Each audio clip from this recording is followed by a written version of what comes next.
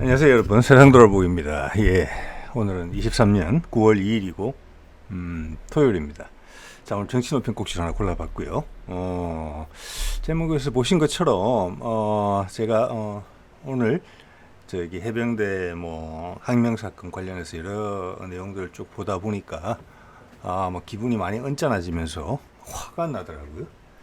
그래서 언론 표현으로 하자면 경노를 하게 된 거죠. 그래서 왜 내가 이렇게 언짢을까? 이 내용을 여러분하고 좀 공유를 해볼까 합니다. 예. 자, 뭐 이거 여러분 다 아실 건데 핵심은 이거죠. 가장 저한테 아마 탁 와닿았던 단어는 이거였던 것 같아요. 저를 언짢하게 했던, 경노하게 했던, 많이 화나게 했던 핵심적인 표현. 대통령이 경노하면서 모든 게 뒤집어졌다. 국방장관이 내린 결정을 하루 만에 바꿨다. 그래서 해병대 1사단장을 뺐다. 그래서 그를 살리고 거꾸로 거기에 저항하는 뭐 지금 봐서는 국방장관은 절반쯤 죽은 것 같고 여기 이제 박정훈 수사단장은 온전히 죽인 거죠. 군복을 결국은 벗게 됐으니까 이제 시작인 것이고 죽을 각오를 해야지 또 살아난다고 이순신 장군께서 말씀하셨으니까 살아날 수도 있겠지요. 그래서 이 나라가 어찌된 나라인데 VIP가 경로를 하면서 참과 거짓이 바뀔 수 있느냐. 대한민국은 민주주의 공화국이잖아요. 자유민주주의 공화국이잖아요. 리퍼블릭 오브 코리아잖아요. 거기서 이런 일이 있었으면 안 되는 거죠. 그게 제가 경노한 이유입니다. 예. 따져서 한번 이야기를 해볼게요. 자, 그럼 개 중에서 이러실 수 있을 거예요. 이건 현재 의혹 수준인데 이런 거 가지고 이러면 어떡해? 이런 분들이 계실 수 있어요. 그러면 저는 이런 말씀을 드리고 싶어요. 자, 이게 2022년 9월 미국 갔을 때 바이든하고 악수하고 나오면서 했던 말인데 이런 게 있었죠. EXX는 뭐 새끼? 뭐죠? 새끼들이 바이든은 쪽팔려서 이 새끼는 그게 처음에 이제 뭐 문맥상으로 봐서는 미국 국회의원들을 지칭하는 말이고 나중에 해명상으로 봐서는 뭐 우리나라 국회의원들을 그렇게 불렀다는 건데 미국 국회의원들이 이렇게 부르면 안 되고 우리 국회의원들이 이렇게 불러도 되고 이런 또 말을 낳기도 했죠. 바이든은 쪽팔려서 이런 표현인데 이거 인정 안 했잖아요. 많은 분들 다 들었잖아요. 여러분 각자 판단하셨죠. 그들이 부인하건 말건 간에 결국은 이거 보도한 방송사만 어떻게 좀 혼내주려고 시도하고 그랬죠. 이거랑 같은 거라고 봅니다. 이 정도까지 일이 드러났을 때는. 그래서 뭐 그런 식으로 말씀을 드리고 싶고요. 이것이 지금 여러 가지 일하고 지금 같이 벌어지고 있어가지고 여러분 한번 생각해 보세요. 이제 세상을 수십 년 살아신 분들 기준으로 봤을 때 여러분 철들고 나서 이런 적이 과연 있었나 몇 번이라도. 김영삼 정부 이후로는 이렇게 혼란스러운 일이 갑자기 많이 벌어져서 도대체 어찌 되는 거야? 뭐 세상이 어떻게 돌아가는 거야? 내가 삶을 바라보는 기준이 엉망이 돼버리는 내가 어떻게 살아온 거지? 내가 앞으로 잘 될 것인가? 이런 생각이 막 드는 거는 처음인 것 같아요. 제 생각에는. 자, 일본 핵 오염수 방류인데 저 문제도 크죠. 엄청나게 지금. 이건 가장 큰 실수라고 봐요. 일본하고 사이를 뭐 좋게 한다는 것은 대통령의 재량권으로 할 수 있다고 보지만 저 점 끝까지 막았어야죠. 그래서 소위 말하는 정치 공학적인 생각도 없고 또 주변하고 상의를 했으면은 이 일은 오랫동안 많은 공무원들이 다뤄왔던 문제고 비서진들이 충분히 합리적인 의견을 냈을 거예요. 대통령의 뜻을 존중해 주면서도. 그런데 이렇게 했다는 것은 의견을 듣지 않는다. 독단적으로 일처리를 하고 문제가 생기면 아랫사람 탓을 하고 그들을 고생시킨다. 이것이 확인되는 거죠.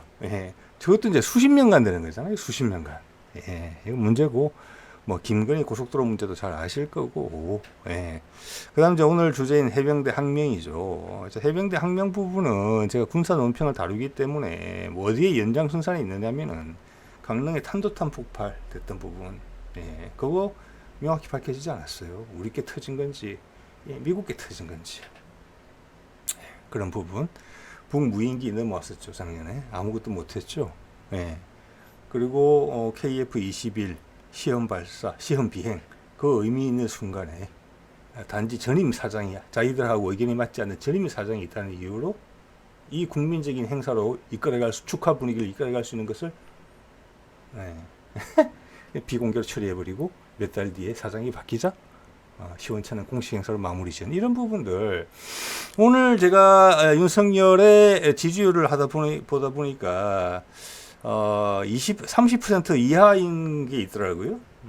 30% 저는 뭐 외국 거를 쭉 봐오는데 외국 거에서는 뭐 대부분 20%죠. 미국 거 그거 모닝 컨설턴은. 그래서 거기서 한번 다룰까 했는데 마침 30% 이하짜리도 있어서 그 내용은 제가 안 다루기로 했어요. 왜냐하면은 지지율이 높을 때는 해외랑 국내 여론조사가 비슷한데 지지율이 떨어지면은 달라져요. 묘하죠. 그래서 뭐 그런 부분이 있더라고요. 그러면서 심지어는 뭐 대구 경북 지방에서도 통계적인 유의성은 없지만 윤석열에 대한 반대가 더 높이 나왔다. 엄청나게 의미 있는 일이죠. 그게 일본 핵 오염수 같은 게 크다고 봅니다. 지역 감정을 극복시켰으니까. 자, 그건 그렇고 일반 국민들의 이제 여론조사 따라 다르겠지만 뭐 20% 후반에서 30% 초반인 것 같은데 많이 낮죠. 예. 지난 대통령의 마지막 지지율이 40%인가 그랬던 걸로 기억이 나는데 제가 여기서 말하고 싶었던 것은 군인들한테 보통 군인들도 뭐 그 조사에 참여하는지는 모르겠어요. 전화 받고 뭐 할 수는 있는데 제가 봐서는 장교급 이상의 군인들한테 지금 현 정부의 지지율을 조사를 하면은 일반의 지지율보다 저는 낮다고 생각합니다. 네.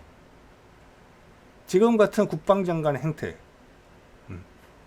국방장관이 안 했다고 하더라도 그 행태는 밑에 부하 장성들의 신뢰성을 확보하기 어려운 내용이에요. 확 잃어버리는 거죠. 대통령의 말을 듣고 그랬다. 뭐 그런 추정이 좀 강하죠. 그러면 더 바보 되는 거죠. 그 사람은 군 통수권, 실무적인 군 통수권을 행사할 수 없다고 봅니다. 대통령도 마찬가지예요. 몇 년 전까지 쿠데타 음모가 있었던 나라에서 군을 너무 쉽게 대하는 거죠. 이거는 군의 자존심 문제예요. 아마 군의 입장, 그들이 소주 한잔 하면서 무슨 이야기를 하는지는 모르겠으나 검찰과 군 이런 이 두 개를 지금 대척점에 두고 이야기할 거예요. 둘 다 그들이 그런 이야기를 한다는 자체는 우리 국민 대중 입장에서는 마땅치 않은 내용인데 그런 이야기를 충분히 할 수 있다고 봅니다. 저 생선가시 손모가지를 가진 저들이 상대방을 괴롭히는 건 군인들을 괴롭히죠. 완력을 쓸 수 있는 우리를 괴롭힌다. 굳이 쓸 수 있는 가장 큰 폭력이라고는 고소 고발하는 것밖에 없는 그들이 어둠 속에 나와서 정권을 쥐어잡더니 과거 더 험한 상황에서도 군인들의 입장에서는 구국의 일념으로 목숨을 걸고 나섰던 자기들을 이런 식으로 취급한단 말이에요. 여러분이 그런 군인의 입장으로 생각해 보세요. 예. 얼마 전까지만 하더라도 특정 사단에 가면 쿠데타에 관여했던 것을 영광으로 생각하고 그것을 자랑스럽게 표식으로 남기고 이야기를 하던 그런 부대들도 있었어요. 사단들로. 그들 입장에서 지금 검사들이 하는 짓, 검사들의 총수가 검사들을 데리고 정권을 유지하고 있는 거잖아요. 군인들이 어떻게 생각하겠습니까? 자, 그런 것이 지금 안중에 없다. 엄청나게 무도하다. 오히려 위협에 처할 수 있다. 스스로를 저하게 할 수 있다. 이렇게 생각이 들어요. 예. 자, 그런 생각이 들고, 자, 그러면 우리 자유민주주의를 지킨다고 또 한편으로 그렇게 이야기해요. 자유민주주의를 지킨다 그러면서 본인은 자유민주주의의 기본을 따르는 것 같지가 않아요. 자, 자유민주주의란 말이 어떻게 나왔는지 제가 뭐 이 부분에 대해서 깊이 아는 건 아닙니다만은 우리가 중고등학교 때 사회 측에서 배웠던 수준으로만 해도 충분히 납득이 돼요. 우리한테 아마 자유민주주의라는 게 사실 자유민주주의라는 것은 어떻게 보면 자본주의를 위한 어떻게 보면 이렇게 약간 마사지된 화장품용 표현이에요. 자, 이게 프랑스 혁명이 이제 큰 기점이 됐다고 봐지죠. 저때 이제 경제력이 커지면서 전제 정권, 즉 절대 정권, 왕이 그 당시는 왕이 예를 들어 프랑스 같으면 프랑스가 내 땅이잖아요. 그 안에 있는 모든 사람들은 세입자예요. 그런 정치 구도였거든요. 예. 그런데 프랑스 혁명을 지나면서 왜냐 재산이 늘고 사람들이 인식 수준이 올라가고 하니까 왕한테 주는 게 아까운 거죠. 그리고 예측을 못 하겠는 거죠.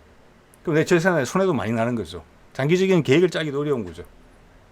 그래서 규칙 기반으로 하자. 즉 절대 왕권을 제한하는 거죠. 그냥 물러가겠습니까? 절대 왕권이 그때까지 누린 게 얼마인데 관성에 젖은 게 얼마고. 그래서 혁명이 발생하는 거잖아요.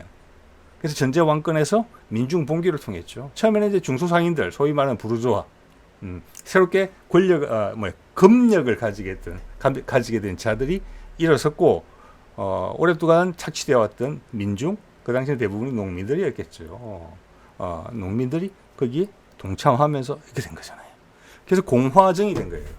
공화정은 뭐냐면은 전체가 약속을 통해서 한다. 법치주의를 의미하는 거예요. 왕 네 맘대로 하는 게 아니고 규칙에 따라 하자. 그 규칙은 누가 만드냐? 우리 다 바쁘니까 대표자를 뽑아가지고 우리가 그 대표자를 뽑아주면 그 대표자들이 우리를 위해서 규칙을 만든다. 이게 공화정이고 이게 소위 말하는 자유민주주의예요. 다른 말로 하면 자본주의의 기본 틀을 만든 거예요. 자본주의의 규칙을 만들어준 거예요. 그래서 누구나 다 여기서 자유는 뭐냐면 사실은 가장 핵심은 내가 나의 금전적 이익을 추구할 수 있는 자유를 무한정으로 준다는 거예요. 남한테 해를 안 준다는 전제하에. 그래서 이제 자본주의가 확 커지게 된 거고, 그러다 보니까 탄력이 받아가지고 산업혁명으로 이어지고, 이제는 내가 뭔가를 개발하면 내가 돈을 만들 수 있으니까 동기부여가 된 거죠. 그러면서 이제 급격한 도시화가 진행되면서 많은 또 농민들이 도시화되면서 노동력 착취가 발생하죠. 그게 너무나 심해가지고 결국은 카를 마르크스로 대변되는 공산주의가 또 등장한 거 아니에요. 이러다가 인류가 말살되겠다. 자본의 노예가 돼서 인간이 구조해야 되는데, 그리고 엎치락뒤치락 하면서 지금까지 살아남아 있는 거죠. 그럼 서로 견제해가면서, 그러다가 그것을 주창했던 소련은 그 자체로 무너졌지만 아직 유럽 사회 같은 데서는 뭐 공산당도 있고 사회당도 있고 당의 이름을 봤을 때 그들 정책이 스며들어 있는 것이죠. 그 자유민주주의는 그 껍데기를 통칭해서 그냥 자유민주주의라고 하는 거예요. 즉 자본주의예요. 지금 어떻게 보면 자본주의가 약간 한계에 있는 거잖아요. 지금의 시스템, 지금의 욕심을 딱 추구한 구조로 돼 있어요. 근데 지금의 욕심을 욕심 체계를 유지하는 데에서는 시장이 크지가 힘든 거예요. 그렇게 자유무역협정을 많이 체결했지만 이제는 벽에 도달한 거죠. 그리고 우리의 욕심이 도를 넘었었잖아요. 그게 이제 뭐 돈이 남발되는 거죠. 거품이 엄청나게 껴져 있는 거죠. 그리고 새로운 기회를 모색하기 위해서는 기존의 틀이 바뀌어야 돼요. 근데 기존의 틀은 못 물러나죠. 그게 지금 패권 경쟁이라는 구도로 나타나 있어요. 네. 근데 이제 이런 것이 자유민주주의의 뜻이에요. 우리 대통령께서 수호하겠다고 외치는, 남을 빨간색으로 몰 때 쓰는 말이죠. 즉 이것의 기본은 법과 규칙에 의해서 인간의 욕망을 해결해라. 한도 끝까지. 여기에 이제 그 대상은 상대의 다른 인간들도 있지만 또 자연도 있어요. 여기에. 그게 또 묘하게 또 종교랑 섞이면서 이제 주로 기독교적이 있습니다. 묘한 형태로 발전했고 그 한계에 거의 도달해 있는 것이죠. 이 상태로는 더 이상 답이 안 나오는 거죠. 근데 우리 동양에서는 거기에 대해서 어떤 생각이 있었습니까? 어떤 말은 비슷한 것 같지만 전혀 뜻은 다릅니다. 인본주의, 민본주의 이런 게 옛날부터 있었어요. 우리 전통은. 사람이 기본이 되는 정치. 그 다음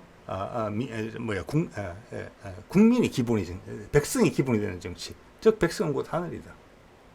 민심은 천심이다. 우리가 자주 쓰는 말은 아니지만 우리 의식 속에 살아있는 말이에요. 엄연히.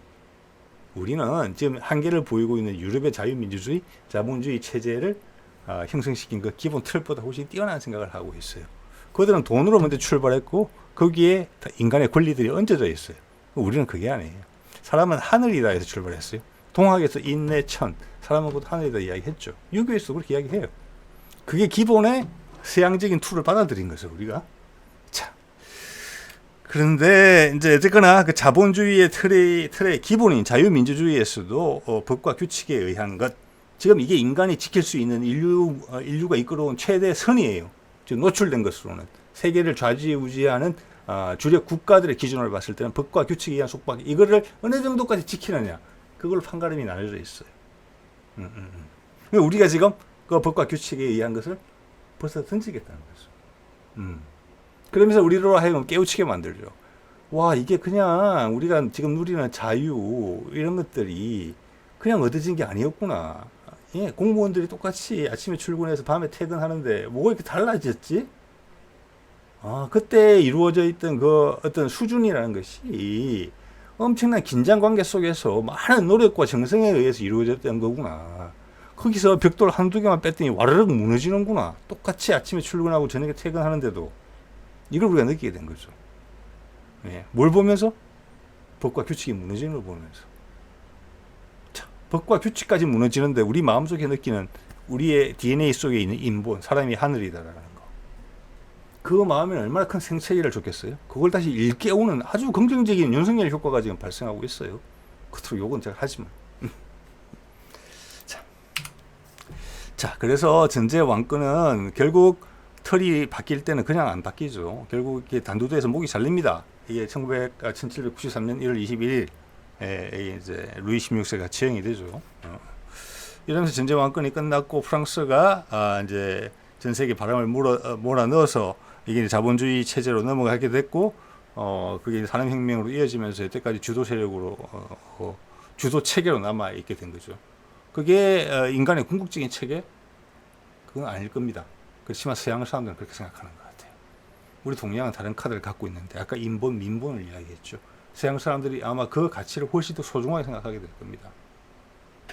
자, 저도 최근에 다뤘지만 프랑스에서 발생하는 지금 쿠데타, 세상의 변화에 맞춰서 거기서 프랑스의 시민혁명, 프랑스 대혁명으로까지 부르는 그 대단한 사건이 프랑스에만 적용되는 이야기였구나.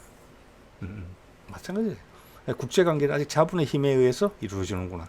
국내 관계도 자본의 힘에 의해서 이루어지죠. 그죠? 그래서 그 사람들이 너무너무 힘들어서 유럽의 구대륙에서 그 착취에서 벗어나기 위해서 신대륙으로 가서 미국이라는 땅을 만들었고, 그것이 미국이 새로운 지평을 이 프랑스 혁명에서 개진된 아이디어가 새로운 나라에서 구현된 그런 증거가 된 거잖아요, 스스로. 그래서 미국이 그 다음을 잡은 거잖아요, 지금. 그럼 미국이 이제 막바지에 다다른 거죠. 그와 비슷한 카피로 시작해서 다른 정치 체제를 가진 중국이 까지 올라서서 서로 경쟁하는 모양새예요. 근데 사실은 내용상 보면 비슷해요, 둘은. 자, 그런 동양에서 출발한 중국이라는 나라가 어떤 동양의 사고를 그렇게 쉽게 던질 수 있다는 부분에 있어서 우리나라는 많이 가지고 있거든요. 중국이 과연 동양 문화의 원료일까? 그들은 체화되어 있지 않는 것 같거든요. 이런 생각을 하게 됩니다. 예. 자, 그래서 국제관계에 민주주의라는 게 있느냐? 규칙 기반 세계 질서, 이런 말씀 많이 들어보셨을 거예요. 이게 이제 미국이 중국을 공격할 때 쓰는 말이죠. 예, 규칙 기반 세계 질서. 즉, 중국은 규칙에 기반하지 않고 있고 세계 질서에 따르지 않는다. 그 세계 질서는 미국이 만든 질서다. 미국만을 위한 질서고 그 약속도 스스로 많이 깬다. 이걸 잊어버리면 안 되겠죠. 예.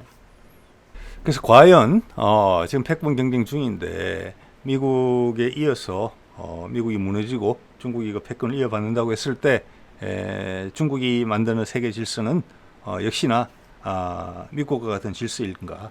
아니면 좀 더 국제관계에서도 민주주의적인 모습이 좀 더 이루어지는, 각 국가가 소중하게 생각되는 그런 체계가 될 것인가? 여기에 대해서는 여러분의 각자 생각이 있을 거예요.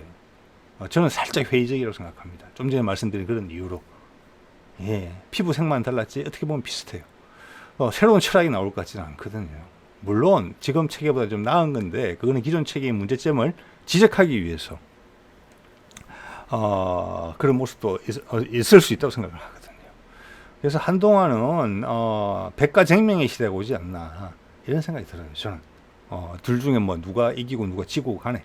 예. 그리고 여기서 하나 지적하고 싶은 것은 지금 이렇게 이제 미국 같은 경우는 목숨을 걸고 중국하고 승부를 하는데 중국 정부를 지칭할 때 가장 험한 소리를 쓰는 게 오토리테리안이라는 표현이에요.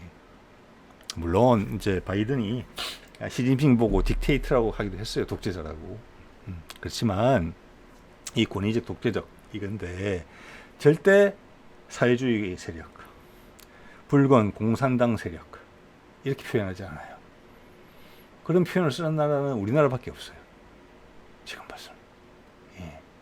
저 외국에서 왜 이런 말 안 쓰느냐, 미국 같은 경우. 여기도 5, 60년대는 뭐 메카시 열풍 이런 게 있을 때는 그랬죠. 그렇지만 지금은 시대상에 안 맞다는 거예요, 그게. 지금 저런 말을 쓰면은 뭐 붉은 세력, 적화 세력, 공산당 세력 이런 말을 쓰게 되면은 사람들이 싫어한다는 거예요. 그게 세상의 흐름이라는 거예요. 예. 제가 봐서 우리의 문화적인 흐름은 세상의 흐름보다 앞서가고 있거든요. 그게 리드를 할 거예요. 조금만 더 기회가 주어지면은 여러 분야로 걸쳐서 우리한테 너무 안 맞죠. 좀 시대에 뒤떨어진 같은 느낌을 많이 주잖아요. 대통령의 언사를 봤을 때. 그리고 그것을 지금 뭐 내년 선거에 활용하겠다 그것으로 이런 느낌까지 강하게 주죠. 뭐 홍범도권 같은 게 그런 거잖아요. 나름.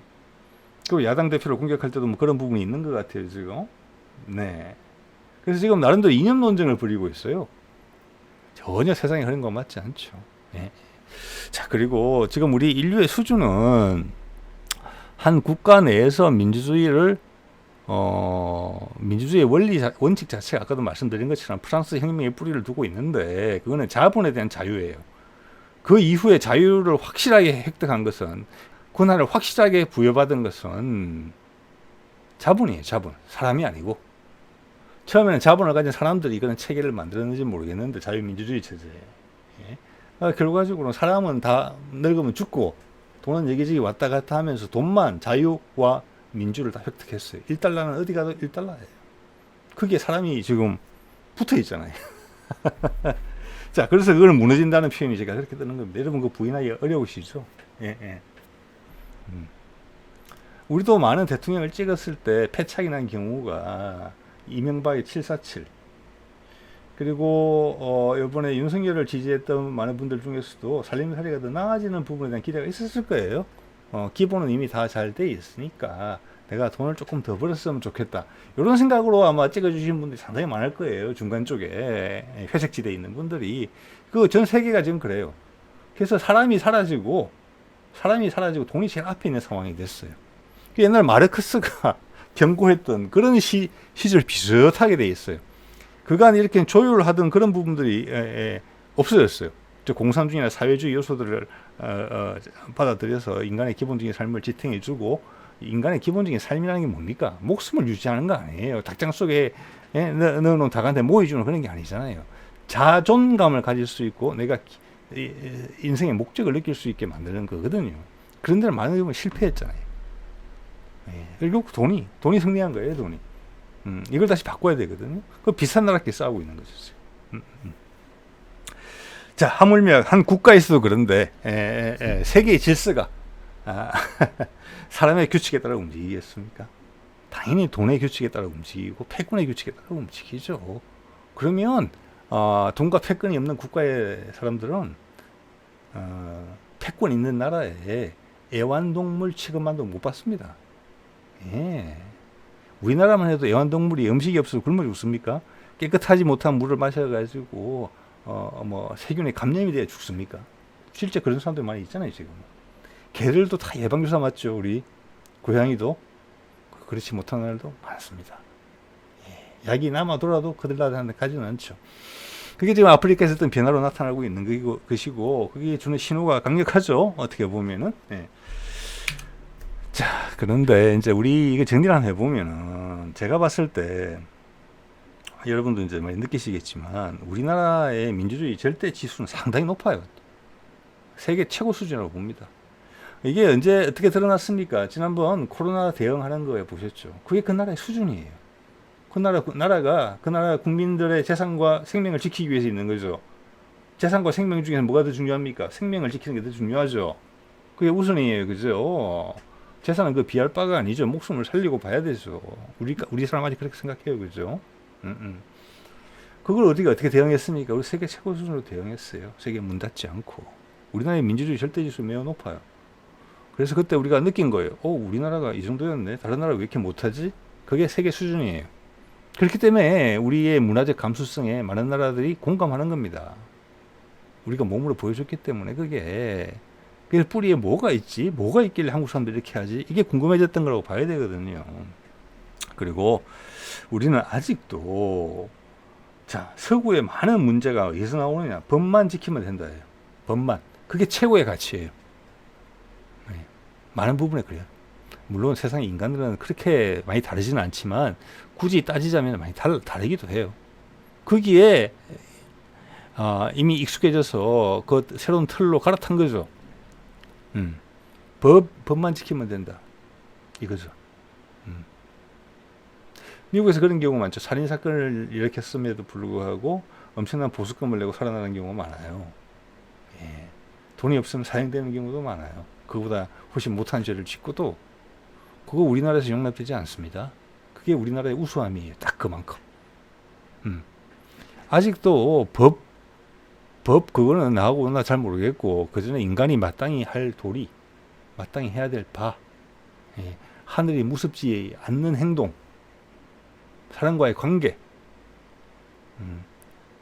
이거에 아직도 살아있어요. 우리는. 그게 엄청나게 큰 희망이고 세계의 희망이에요. 사실은 우리가 왜 그런 것을 아직도 갖고 있는지를 곰곰이 생각해 봐야 돼요. 중국은 아직 없는 것 같거든요. 공작 그냥 마케팅 하다가 안 되니까 버렸잖아요. 그들이 보는 주역책, 이거는 전보는 책이야. 넘어가죠. 대만 사람도 그렇게 생각해요. 그럼 우리는 체질에 맞는지 그걸 공부를 많이 해요. 이유가 있는 거죠. 예. 그래서 그런 걸 봤을 때도 동양사상의 뿌리 우리인갑다. 우리도 자본주의가 훨씬 창궐했었죠. 금전 만능주의라 그래가지고. 그렇지만 그런 사람들도 오히려 많이 살아남았어요. 중국은 싹 다 집어치운 느낌이거든요, 지금. 그래서 우리는 한국인의 평등주의라는 그런 부분이 있어요. 그래서 우리 재벌이나 옛날에 우리를 다스리려고 했던 일제나 또 미 군정도 한국인의 그런 특성에 대해서 되게 불편하게 생각했어요. 자존심이 센 거죠. 하나같이 다. 그래서 뭐 모래알 같다느니 뭐 여러 가지 말을 많이 해요. 우리 어릴 때 그런 말씀 많이 들었습니다. 어른들한테 뭐라고 들었습니까? 1대1로 하면 우리가 항상 일본 사람보다 강한데 여럿이서 모여서 하면 협력이 잘 안 돼서 일본이 우리보다 낫다. 이제 더 이상 그런 말 하시는 분 없어요. 예. 자, 그런 것들이 뭐냐? 한국인의 자존심이, 평등의식. 돈 나고 사람 나고 돈 났지 돈 나고 사람 났나? 이거죠. 이게 어떤 법보다 우선이에요. 왜? 인간의 생명이 그만큼 소중하죠. 사람이 제일 중요하죠. 나머지는 우리가 행복하게 인간답게 살기 위해서 필요한 도구들이죠. 맞죠? 근데 지금 서구의 많은 주도 국가들은 그렇게 생각 안 한다는 거예요. 실제로 그렇잖아요. 돈이 사람보다 중요하잖아요. 그겁니다. 우리도 지금 뭐 좀 더 돈 잘 버는 직장, 좀 더 힘이 있는 자리에 가기 위해서 많은 노력들을 하지만 그 마음속에는 이게 있어요. 아직까지. 자, 거꾸로 보면은 오늘 뭐 이야기를 좀 드리는데 저는 윤석열이 살신 승인을 한다. 우리를 위해서 진짜 때맞춰 잘 나타났다. 나타난 김에 잘하고 있다. 칭찬을 해주고 싶어요. 왜? 우리를 일깨워주거든요. 깨닫게 만들어줘요. 여러분, 깨닫다는 말 뜻이 뭐겠습니까? 깨서 알게 된다는 거예요. 깨트려서 알게 됐다는 거예요. 핵심을. 즉 그건 뭐냐? 깨닫지 못한 상태에서는 겉만 보고 판단하는 거예요. 이거 좋아 보이네. 이거 맛있겠다. 돈 잘 벌리겠다. 근데 딱 깨트려 봤더니 아이고 그게 아니고 이건 이거였네. 예. 그 깨트리는 거 그 고통이 따르겠죠. 잘못 깨질 수도 있어요. 비싼 걸 수도 있어요. 예? 그래서 힘든 겁니다. 그게 혁신이라는 뜻이에요. 개인의 혁신이에요. 새롭게 깨닫는다는 게. 그걸 윤석열이라는 존재가 우리를 깨게 해주는 거예요. 우리의 껍질. 요거까지는 안전한 거겠지. 그 위에 하나 더. 근데 연약한 거 위에 다시 연약한 걸 짓고 또 연약한 걸 또 지어서 또 바라기 또 더 바라죠. 그걸 탁 깨주는 거예요. 고맙죠. 윤석열이. 네. 여러분도 많이 느끼셨으리라고 생각합니다. 뭐냐면은 지금 검찰이 이런 모습이었구나. 검찰의 조직이 이렇게 운영이 되는구나. 지금 윤석열이 검찰 수장에 오래 있었는데 검찰의 모습들이 많이 노출됐죠. 그리고 그 주요 사람들이 여러 분야의 정부의 여러 부처에 흩어져서 핵심적인 역할을 하고 있잖아요. 그들의 모습을 보면 느끼죠. 국무위원들의 태도를 봤을 때. 그 윤석열의 판박이들이에요, 전부 다. 네. 법과 규칙은 우습다고 생각하죠. 그들이 공격할 때는 법과 규칙을 가지고 공격하죠. 이런 모순이 세상에 없습니다. 그죠? 그리고 공정과 상식이라는 모토로 됐잖아요. 예. 언제 그랬냐 싶으죠. 그게 우리를 깨주는 거예요. 꽝. 예. 우리의 가시게 가면을 탁 깨주는 거죠. 자, 그리고 이 뿌리가 엄청나게 깊다는 걸 알 것이고, 다른 사회 각 분야는 많이 발전했고, 정부의 각 행정부처도 많이 발전했지만, 검찰이라는 조직은 안 바뀌었다. 세상이 바뀌는 동안 그들은 화석처럼 그대로 남아있었다. 그 영역 그대로. 그런 그들이 뭔가 압박을 받아서 안 되겠다, 이러다가는 죽겠다 하고 쿠데타를 일으킨 건데, 그들이 정권을 딱 잡고 보니까 그들 스스로 이상할 정도로 세상과 다른 거예요. 그들도 세상으로부터 괴리되어 있었어요. 예. 그 공룡이 수만 년 만에 인간 세상에 올라오니까 공룡도 놀라는 거예요. 세상이 너무 바뀌어가지고. 우리도 놀라고. 예. 그런 거예요. 그리고 한 분 알죠. 그들의 가진 힘, 끈적끈적함. 이런 걸 봤을 때, 단임제 대통령 체제에서 5년이라는 기간 동안 이 뿌리를 땡겨낼 수가 없겠구나. 심지어 각 부처에 딸려 있는 핵심 먹거리적인 조직들 있죠. 공사류, 거기도 처단하기 어렵구나. 그랬는데 이런 검찰 조직을 혁신이 되겠느냐? 법무부 장관 하나 바꾼다고 되느냐? 검찰 조직 수장 하나 바꾼다고 되느냐? 아니에요. 동화돼요, 동화돼. 그걸 우리 국민들이 느꼈다고 생각해요. 예. 이거는 이런 식으로 자기들이 해코지한 거를 더 크게 해서 큰 판에 나와서 완전히 노출된 상태에서 국민들의 지탄을 받고 우리를 전체를 각성을 하게 만드는 후에야 바뀔 수 있는 수순이구나 라고 느껴요. 검찰의 개혁이. 그리고 검찰이 이게 잘못한 사람들, 나라 전체의 발전을 위해서 잘못한 사람들 벌 주는 거잖아요. 그래서 일벌 100개 해서 우리를 더 나은 나라로 만들기 위해서 있는 조직이잖아요. 근데 그들 자체가 이렇잖아요. 함부로 건드리지 못하는. 그래서 저는 윤석열 집권의 순리라고 봐요. 하늘의 선물이고. 네. 그리고 우리가 이제 이런 가치의 소중함이랄까, 아까도 말씀드렸지만, 지금 우리가 당연하다고 생각했던 부분들이 많은 나라에 당연하지 않은 것들이다. 근데 우리는 너무 쉽게 그것을 당연하다고 생각했다. 이건 당연한 거고, 그 위에 다른 욕심, 이건 좀 부족하네. 요걸 좀 더 해줬으면 좋았을 텐데. 라고 땅을 다지기도 전에 위에 뭘 지으려고 했다. 그걸 여실히 느끼게 되는 거예요. 네. 나라를 이 정도 안정적으로 유지할 수 있는 것도 많은 에너지와 정성과 지혜가 포함이 되어야 되는 거구나. 전방위적인 노력이 들어가서 나오는 결과물을 내가 자연스럽게 누리고 있구나. 그래서 나라를 경영한다는 차원에서는 아무 문제가 없다라는 것은 엄청나게 잘하고 있는 거예요. 엄청나게. 우리 동양의 고사에도 그런 말이 있죠. 가장 잘 되는 나라가 어떤 나라냐? 백성들이 나라님의 이름도 모른다는 거예요. 나라님의 이름을 거론할 필요가 없어요. 나라님의 이름을 많이 거론하는 나라는 뭔가 잘못되고 있는 거예요. 그래서 이 팽팽한 긴장이 유지된 상태가 우리한테 평화로 보였구나. 겉으로는. 그 이야기 있잖아요. 왜 호수 위에 오리가 아주 원앙이 한 쌍이 아주 평화스럽게 떠 있어서 너무 행복해 보였는데 안정돼 보이고 내가 심리적인 안정을 느낄 때까지 명상을 하고 싶을 정도로. 근데 물밑을 들여다보면 발이 발발발발발 급하게 움직이고 있는 거잖아요. 그게 세상이라는 거예요. 그런 텐션이 항상 걸려 있어요. 그래서 그걸 당연시 생각하고 진짜 힘을 빼버리면은 가라앉는 거죠, 바로. 우리가 그걸 지금 목도하고 있고 우리 전체가 각성하고 있어요. 자, 그 덕분에 우리가 지역주의 타파 그렇게 힘들었던 것도 가능할지 모르겠어요. 특히 해양 지금 핵 오염수 배출 이런 문제는 이거는 지역주의를 타파할 수 있는 힘이 돼요. 그리고 나 정치 몰라 복잡해. 다 그냥 해먹는 놈들이지 뭐 이놈이나 저놈이나 다 똑같은 놈들이야. 정치적 냉소주의 있죠. 그건 결국 이용당하는 거예요. 냉소주의는. 그런 사람들이 큰일 나겠네. 각성시키는 거 있죠. 그리고 요번에 이제 친일파 논쟁에서 많이 보이는 것처럼 요번에 기회가 왔다 하고 이들이 사회 각 부분에서 등장을 하면서 목소리를 내요. 어디에 그런 자들이 모여 있구나.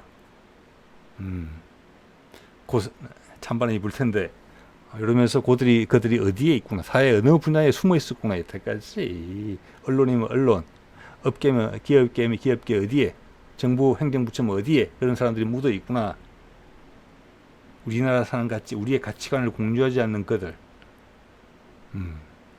우리한테 빨대만 꽂으려고 노력하는 그들, 우리 스스로 무시하는 그들, 이런 거 좌표 확인했다는 것도 윤석열의 살신성이 있기 때문에 다 가능한 일이다. 네. 그리고 지금 벽을 향해서 달려가는 형국이기 때문에 지금보다 더 큰 파열음이 날 가능성이 크고 그 와중에 소중한 우리 국민들이 손상될 수도 있다. 이런 불안감도 있어요. 자, 오늘 이 정도 하겠습니다. 네.